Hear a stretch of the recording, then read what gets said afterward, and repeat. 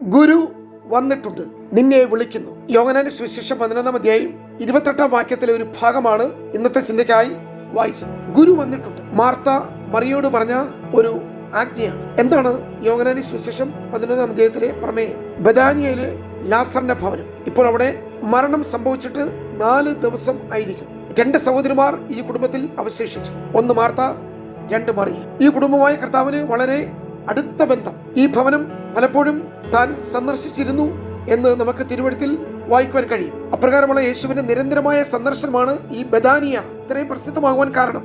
മാർത്തയും മറിയയും കർത്താവിനെ സ്നേഹിക്കുന്നതിലും ശുശ്രൂഷിക്കുന്നതിലും ആ ഭവനം ഒരു കൂട്ടായ്മയ്ക്ക് വേണ്ടി തുറക്കപ്പെടുന്നതിലും വളരെ സന്തോഷത്തോടെ എപ്പോഴും യേശുവിനും ശിഷ്യന്മാർക്കും പ്രവേശനമുള്ള തുറക്കപ്പെട്ട ഒരു ഭവനം. അവിടെ ചില കാര്യങ്ങൾ സംഭവിച്ചു. ഇപ്പോൾ ലാസർ കല്ലറയിലാണ്. ഈ സഹോദരിമാരുടെ ഏക സഹോദരൻ, അല്ലെങ്കിൽ അവരുടെ പ്രതീക്ഷ, അല്ലെങ്കിൽ അവരുടെ ഭാവി മരണം കൊണ്ട് ഭൂമിയിൽ നിന്ന് മാറ്റപ്പെട്ടു. ഇപ്പോൾ ലാസർ മരിച്ചിട്ട് 4 ദിവസമായിരിക്കും. ഇതിന് പിന്നിൽ ഒരു പശ്ചാത്തലമുണ്ട്. എന്താണ്? നമ്മൾ പരിശോധിക്കുമ്പോൾ ലൂക്കോസിന്റെ സുവിശേഷം 10-38 മുതലുള്ള വാക്യങ്ങളിൽ യേശു ഒരു ഗ്രാമത്തിൽ വന്നു. ഒരു ഗ്രാമം. പിന്നത്തേതിൽ ആ ഗ്രാമം മാർത്തയുടെയും മറിയയുടെയും ഗ്രാമമായി ബഥാനിയ എന്നറിയപ്പെട്ടു. പ്രാരംഭമായി യേശു ആ ഭവനത്തിൽ വന്നപ്പോൾ മറിയ വീട്ടിലും മാർത്ത ഗ്രാമത്തിന്റെ ആ ഒരു എൻട്രൻസ് ഗേറ്റിൽ ആരോ കാത്തു നിൽക്കുന്നത് പോലെ വഴിത്തലക്കിൽ നിൽക്കുന്ന ഈ സഹോദരി യേശുവിനെ ഇൻവൈറ്റ് ചെയ്തുകൊണ്ട്, അല്ലെങ്കിൽ ക്ഷണിച്ചുകൊണ്ട് ആ ഭവനത്തിലേക്ക് പോകുന്നു. ഞാൻ പറഞ്ഞു, ആ വീടിന്റെ ഉള്ളിൽ ആയിരിക്കുന്ന മറിയ യേശു ആ വീട്ടിൽ വന്നപ്പോൾ ഉള്ളിൽ നിന്നും മറിയ പുറത്തേക്കും, പുറത്തു നിന്ന് വന്ന മാർത്ത അകത്തേക്കും. ഈ സഹോദരി മറിയ ഈ ഗുരുവിന്റെ കാൽക്കലിരുന്നു. യേശുവിന് പ്രത്യേകതയുണ്ട്. ആരെങ്കിലും ആ കാൽക്കൽ സാഷ്ടാംഗം വീണാൽ, പാതാന്തയിൽ ഇരുന്നാൽ, കർത്താവിന്റെ സന്നിധി വന്ന് അവിടുത്തെ ആശ്രയിച്ചാൽ നമ്മളോട് സംവേദിക്കുന്ന, ഇടപെടുന്ന, സംസാരിക്കുന്ന കർത്താവിനെ നമുക്കിവിടെ കാണുവാൻ കഴിയും. ഞാൻ ഇപ്രകാരം ചിന്തിക്കുകയാണ്. കാൽക്കലിരുന്ന മറിയോട് കർത്താവ് സംസാരിച്ചുകൊണ്ടേയിരുന്നു. നമ്മുടെ കർത്താവ് ഒരിക്കലും അന്നത്തെ വർത്തമാന പത്രത്തിലെ പ്രധാന ന്യൂസോ അല്ലെങ്കിൽ ഏതെങ്കിലും മീഡിയയിലെ പ്രധാനപ്പെട്ട തലക്കെട്ടോ രാഷ്ട്രീയ സംഭവങ്ങളോ തത്വശാസ്ത്രമോ മാനുഷ്യമായിട്ട് എന്തെങ്കിലും കാര്യങ്ങളോ ഒന്നും ഈ സഹോദരിയോട് പ്രതിഭജിച്ച് കാണുകയില്ല, അല്ലെങ്കിൽ ഇടപെട്ട് കാണുകയില്ല. കർത്താവ് വചനം പറഞ്ഞുകൊണ്ടേയിരുന്നു. കാരണം കർത്താവിന്റെ വായിൽ നിന്ന് വചനമാണ് പുറപ്പെടുന്നത്. നിത്യജീവന്റെ മൊഴികളാണ് പുറപ്പെടുന്നത്.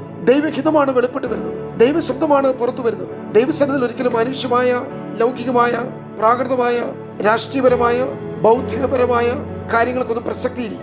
മനുഷ്യന്റെ മുമ്പാകെ ഉന്നതമായതൊക്കെ ദൈവസ്ഥലം വളരെ നീചമാണ്, അറപ്പാണ്, നികൃഷ്ടമാണ്. മറിയ ദൈവസ്ഥലം ഇരുന്ന് ദൈവത്തിൽ നിന്ന് പ്രാപിച്ചുകൊണ്ടേയിരിക്കുക. കുറച്ചു കഴിഞ്ഞപ്പോൾ അകത്തുനിന്നൊരു ശബ്ദം, ഞാൻ ഇവിടെ ശുശ്രൂഷയിൽ ഒറ്റയ്ക്ക് കുഴയുകയാണ്, എന്റെ സഹോദരിയെ ഇങ്ങോട്ട് വിടണം. ഉടനെ കർത്താവ് അതിന് ഉത്തരം നൽകിയത്, അത് വേണ്ട, ഇത് മതി. ഞാൻ ഇപ്രകാരം വിചാരിക്കുകയാണ്, യേശുവിനെ ക്ഷണിച്ചുകൊണ്ട് വന്ന മാർത്തയ്ക്ക് ഈ സമയത്ത് യേശുവിന് എന്ത് നൽകുവാൻ കഴിയും? എങ്ങനെയുള്ള ആഹാരം? അത് എപ്രകാരം നന്നായി സൽക്കരിക്കുവാൻ സ്നേഹത്തോടെ ചെയ്യുന്ന ശുശ്രൂഷയാണ്, അല്ലെങ്കിൽ ആതിഥ്യ മര്യാദയാണ്. വളരെ സ്നേഹത്തോടെ കർത്താവിന് കൊടുക്കുവാൻ വേണ്ടിയുള്ള തന്റെ കർത്തവ്യമാണ്.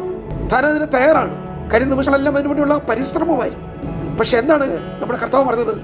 അത് വേണ്ട, ഇത് മതിയെന്ന്. ഏത് വേണ്ടെന്ന്? നശിച്ചു പോകുന്ന ആഹാരത്തെക്കുറിച്ചോ, വാർത്ത നൽകാൻ പോകുന്ന വിഭവസമർത്ഥമായ ഉച്ചയൂണിനെ കുറിച്ചോ, അല്ലെങ്കിൽ ഈ തീന്മേശയിലെ പ്രധാനപ്പെട്ട എന്തെങ്കിലും ഡിഷസിനെ കുറിച്ചോ ഒന്നും ചിന്തിക്കാനോ ആഗ്രഹിക്കാനോ ആവശ്യപ്പെടുവാനോ ഒരിക്കലും കർത്താവ് തയ്യാറല്ല. വാർത്തയുടെ വിചാരം എപ്രകാരം കർത്താവിനെ സന്തോഷത്തോടെ മടക്കി അയക്കാം. പക്ഷേ യേശു കർത്താവ് വിചാരിക്കുന്നത്, എൻ്റെ കാൽക്കലിരിക്കുന്ന മറിയോട് എത്രമാത്രം വചനം, ദൂതുകള്, ദൈവശബ്ദം, ദൈവാലോചന, ദൈവഗീതം, ദൈവിക പദ്ധതികളെ, ആ കുടുംബത്തോടുള്ള ദൈവിക ആലോചനകളെ പറയുവാൻ കർത്താവ് വ്യഗ്രത കാണിച്ചു. അതുകൊണ്ട് മാർത്തയോട് കർത്താവിന് ഇപ്രകാരം പറയേണ്ടി വന്നു, അത് വേണ്ട, ഒന്ന് മതി. ഇവൾ നല്ല അംശം തിരഞ്ഞെടുത്തിരിക്കുന്നു. ആരും ഇത് ഇവളിൽ നിന്ന് അപഹരിക്കയില്ല. അതിന്റെ അർത്ഥം അപഹരിക്കയില്ലെന്ന് പറഞ്ഞാൽ ആരും മോഷ്ടിച്ചു കൊണ്ടുപോകുകയില്ല, ആരും എടുത്തുകൊണ്ട് പോകുകയില്ല, ആർക്കും അത് നഷ്ടപ്പെടുത്തുവാൻ കഴിയുകയില്ല.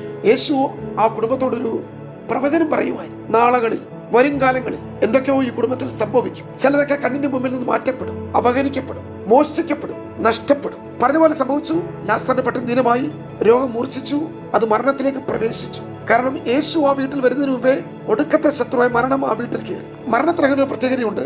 നമ്മുടെ ആരുടെയും അനുവാദമോ അഭിപ്രായമോ നോക്കാതെ, എന്നെ നിങ്ങളുടെ പെർമിഷൻ ഇല്ലാതെ യേശു വരുന്നതിന് മുമ്പേ മരണം ലാസറിനെ കൊണ്ടുപോയി. പ്രിയമുള്ളവരെ, നമുക്കിത് ഒരു ദിവസമായി പെട്ടെന്ന് ചിന്തിക്കുവാൻ കഴിയുകയില്ല. ഈ ദൂതുകൾ വളരെ ആഴമേറിയ മാർമിക സത്യങ്ങൾ ഉൾക്കൊണ്ടതാണ്. ലാസറിന് എന്ത് സംഭവിച്ചു? നാം അത് പഠിക്കണം. എങ്ങനെയാണ് യേശു ആ ഭവനത്തിൽ ഇടപെട്ടത്? മാർത്തയോടുള്ള പ്രതികരണം എന്തായിരുന്നു? മറിയോടുള്ള പ്രതികരണം എന്തായിരുന്നു? ആ കുടുംബത്തിൽ എന്തെല്ലാം ഭിന്നതയിൽ സംഭവിച്ചു? എന്തുകൊണ്ട് ലാസർ കെട്ടപ്പെട്ടവനായി, അടയ്ക്കപ്പെട്ടവനായി, ഉറുമാല കൊണ്ട് ശരീരം മൊത്തം ബന്ധിക്കപ്പെട്ടവനായി മരിച്ചവനായി ഈ കല്ലറയുടെ ഉള്ളിൽ ഇരിക്കേണ്ടി വന്നു. അത് മാത്രമാണ് മരിച്ചിട്ട് 4 ദിവസമായ ഈ ഭവനം. ഇനി ഈ സഹോദരിമാർ പോലും ഒരു വിടുതൽ പ്രതീക്ഷിക്കുന്നില്ല. കാരണം നാറ്റവും അത് വലിയ ദുർഗന്ധവുമായി മാറി. കല്ല് നീക്കണ്ട, കാരണം അവരതൊന്നും പ്രതീക്ഷിക്കുന്നില്ല. രോഗമായിരുന്നെങ്കിൽ, ദീനമായിരുന്നെങ്കിൽ അതിന്റെ ഒരു പ്രാരംഭ ദിശയിൽ കർത്താവിന് സൗഖ്യമാക്കുവാനോ വിടുവിക്കുവാനോ കഴിയും. പക്ഷെ ഇപ്പോൾ ആർക്കും കഴിയില്ല. നമുക്ക് വീണ്ടും ഈ ഭാഗങ്ങൾ ചിന്തിക്കാം. ഈ സത്യങ്ങൾ നാം ഗ്രഹിക്കണം, പഠിക്കണം. ഇവിടെ യേശു കർത്താവിന്റെ അത്ഭുതമായ ഇടപെടൽ കർത്താവിന് ഒരിക്കലും 4 ദിവസമായതോ രാത്രിയുടെ 4-ാം യാമമോ ഒന്നും കർത്താവിന് വിഷയമല്ല. തീച്ചുളയിൽ വീണ യഹൂദ ബാലന്മാർക്ക് വേണ്ടി 4-ാമനായി കർത്താവ് വെളിപ്പെട്ടു. അക്കരയ്ക്ക് പോയ ശിഷ്യന്മാർ രാത്രിയിൽ 1, 2, 3 യാമങ്ങൾ തണ്ടുവലിച്ച് കുഴഞ്ഞ് ക്ഷീണിച്ച് അവർ മരണഭയത്തിൽ ആയപ്പോൾ രാത്രിയുടെ 4-ാം യാമത്തിൽ തീച്ചുളയിൽ 4-ാമനായും ശിഷ്യന്മാർക്ക് വേണ്ടി 4-ാം യാമത്തിലും ലാസറിന് വേണ്ടി 4-ാം ദിവസവും വന്ന യേശു ഇന്നും അത്ഭുതങ്ങളെ ചെയ്യുന്നു. നമുക്ക് വിശ്വസിക്കാം. നാളെ നിശ്ചയമായി നിങ്ങൾ ഇത് കേൾക്കണം. തുറമാനമായി ഈ ഭാഗങ്ങൾ ചിന്തിക്കുന്നത്, പഠിക്കുന്നത്, മനസ്സിലാക്കുന്നത് നമ്മുടെ ജീവിതത്തിൽ അനുഗ്രഹമായി തീരും. God bless you.